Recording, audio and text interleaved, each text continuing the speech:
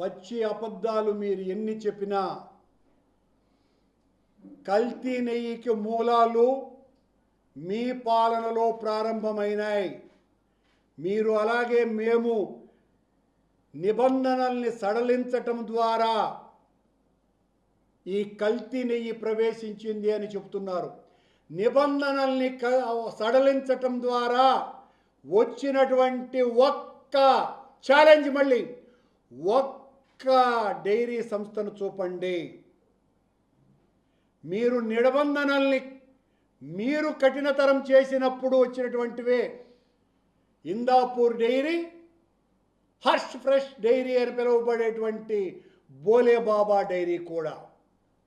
నేను టీటీడీ అధ్యక్షుడైన తర్వాత నిబంధనల్ని కఠినతరం చేసిన తరువాతనే ఏఆర్ డైరీ అన్నది కూడా వచ్చింది.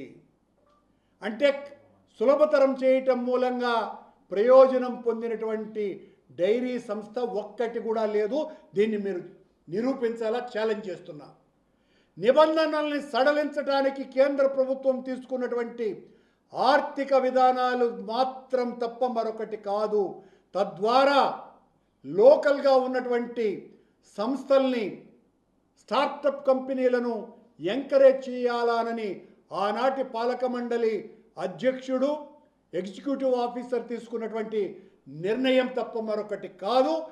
ఆ కారణంగా వచ్చినటువంటి సంస్థ ప్రత్యేకమైనటువంటి లాభం పొంది నెయ్యిని కల్తీకి వాడటంలో అసమర్థ కంపెనీ ఇది వచ్చిందేనని మీరు నిరూపిస్తే దేనికైనా సిద్ధంగా ఉన్నామని ఛాలెంజ్ విసురుతున్నా.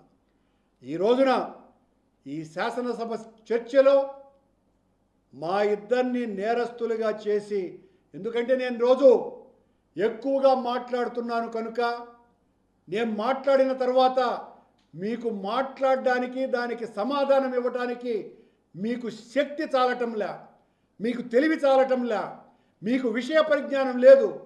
పనిగట్టుకొని నన్ను నీచుడుగానో, వివాదాస్పదుడనో, చెడ్డవాడుగానో, అవినీతిపరుడుగానో, క్రిస్టియన్గానో, నాస్తికుడనో, దేవుణ్ణి రాయితో కొట్టాడు అనేటువంటి మాటలు చెప్పినాడనో, ఈ రకంగా మీరు ఆత్మతృప్తి పొందటం కాదు సుమా,